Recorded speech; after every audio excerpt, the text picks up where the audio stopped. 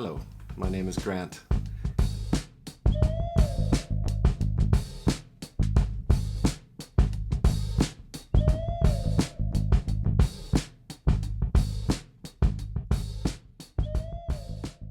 And this is Grant Loves Books, and today I want to do a review of Italo Calvino's novel, If on a Winter's Night a Traveler.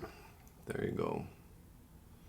Not bad. There are some books that are written, you just know that the author sat down and said, I will write a book in a way that has never been written before. I'm going to write a new kind of book that has just never even been considered.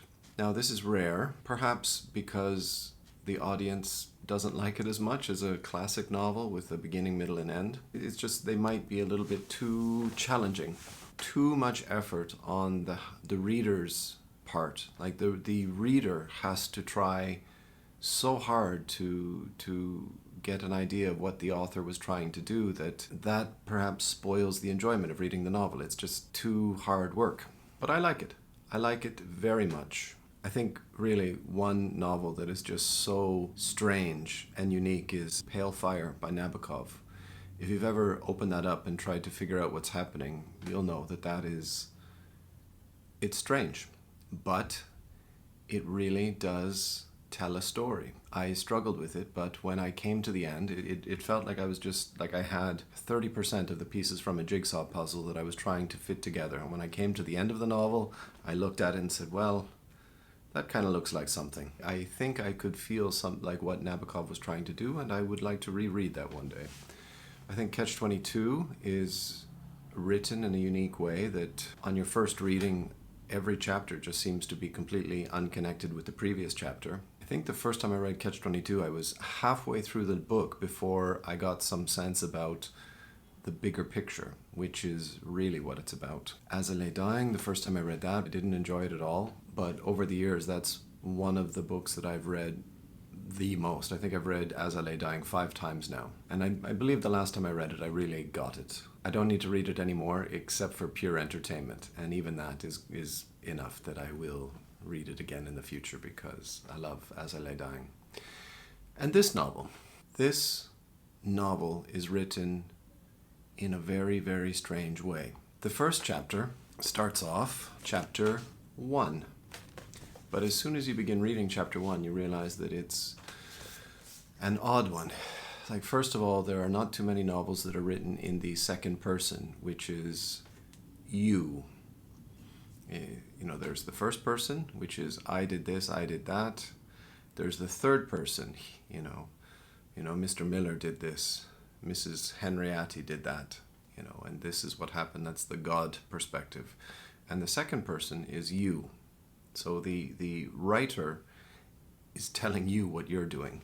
So you open the book, Italo Calvino. He's a very well-respected, and I think at one point he was the most translated Italian author of all time. And he starts off the novel this way. You are about to begin reading Italo Calvino's new novel, If on a Winter's Night a Traveler. Relax. Concentrate, dispel every other thought, let the world around you fade. Best to close the door. The TV is always on in the next room. Tell the others right away. No, I don't want to watch TV. Raise your voice. They won't hear you otherwise. I'm reading. I don't want to be disturbed. Maybe they haven't heard you with all that racket. Speak louder. Yell. I'm beginning to read Italo Calvino's new novel. Or if you prefer, don't say anything. Just hope they'll leave you alone. That's the beginning of this book. You are reading this book. Okay. What about when we get to chapter 2? First of all, it's not called chapter 2. It's called If on a Winter's Night a Traveler. Here we get an introductory chapter to a mystery novel, an espionage novel, some kind of a thriller. There is a man at a train station in a foreign European city, and he has some luggage that he has to exchange with someone else, a stranger. And it's very mysterious, and there is this feeling of foreboding. Fine. And what happens when we get to the chapter after that? First of all, what is it going to be called? Will it be called Don't Use Logic, because logic won't save you? No, the third chapter is not called chapter 3. This is now called chapter 2, and we go back to the second person perspective again. You have now read 30 pages and you're becoming quite caught up in the story. At a certain point, you remark, that sentence sounds somehow familiar. In fact, this whole passage reads like something I've read before. And these intermittent chapters, the ones with the numbers and the second person perspective, you suddenly begin to realize what is happening. You are the main character and you are trying to read Italo Calvino's new novel. The trouble is, the chapters that have the titles are all first chapters from other novels. Are you with me? And they're all quite good. They're all very exciting and engaging. And yes, by the time you finish reading one of those titled chapters, I did want to continue on reading that novel. That it was exciting. I was hooked. But I do not get a chapter 2. In the chapter which is just chapter 2, you, the main character, goes back to the bookstore and says, "Hello, I bought Italo Calvino's new novel and I'm upset because there seems like the chapters are all mixed up. Like chapter 1 doesn't follow on to chapter 2. There's something else there." And the bookseller, the friendly bookseller in the shop says, "Oh yes, I'm sorry, we've had some trouble with this book and some of the chapters have been mixed up and it was a problem at the printer." And so gives you another copy of If on a Winter's Night a Traveler. And you take it home and you read that chapter 1 and it's completely different. That would be the chapter which is called Outside the Town of Malbork. Completely different introductory chapter to an entirely different novel. Genius. It is just wonderful. And you might ask yourself, where is the story? Where is the novel? Well, have patience. You will find it. You need to do a little work. You need to ask some questions. What is happening? What is going on? Where is the story? It might be very frustrating for you to read something like this midway through the book, where it was just, we have these very exciting chapters that seem to lead nowhere. And then we go back to the main character, you, me, who's reading it, or you. It's frustrating because that character is hunting for this book. Once he leaves the bookstore, he eventually goes to the printers and he says, I'm desperate to find this new book. Please give me a good copy. And they give him a copy, and him or her, and that person, you take it home and you find that it's again something different. And it's like, why did he write a book like this? Do you not remember that from school? Like reading a really challenging book but feeling so satisfied at the end because you put that effort in and you felt that because you made that extra effort to understand what was happening, the rewards were much greater.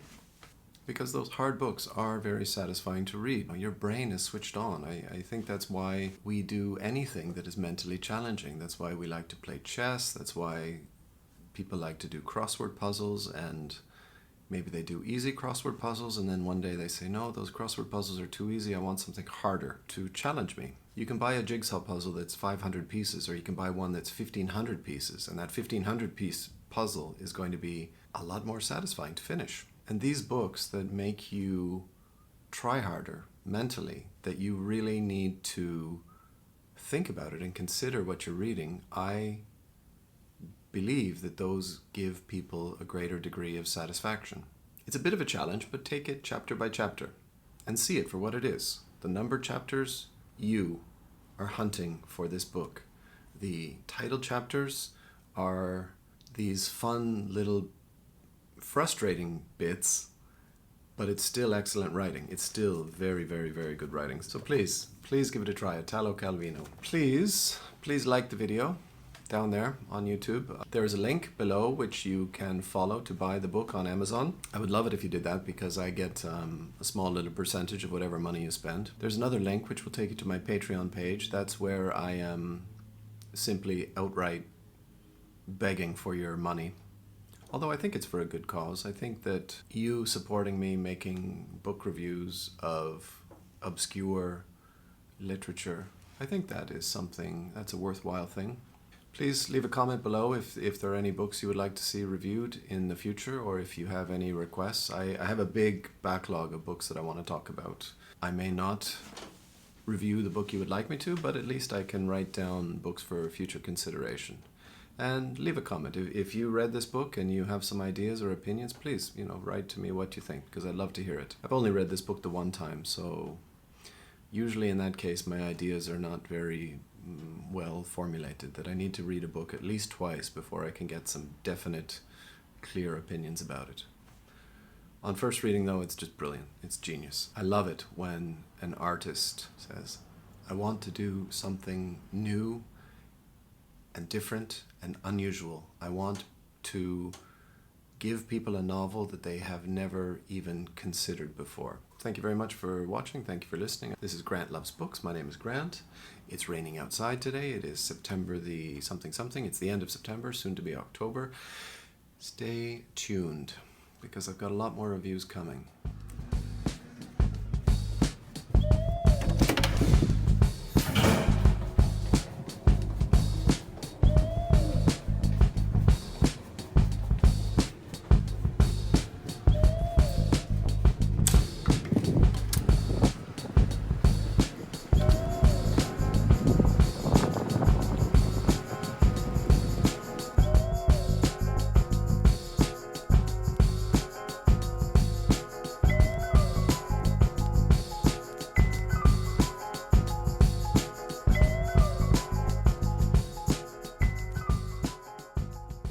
But then I find some bookmark that somebody left in there. Shiki. I love this book, thanks. Invisible Cities, also Calvino, is beautiful too. XO Becca. P.S. I'm off to Holland. See you in email. Somehow that personal feeling that I'm holding something that someone else held really pleases me. What happened to Shiki? Why did she give this book up? Like, how is it that Shiki, who has such a good friend Becca, how is it I was able to get this book in the used bookstore? I don't know. There are mysteries in the world. There are things that we will never know. I will never know Shiki. I will never know Becca. Anyway, if you're out there, Shiki or Becca, I also really appreciate this book. I think Becca appreciates it more than Shiki does, to be honest.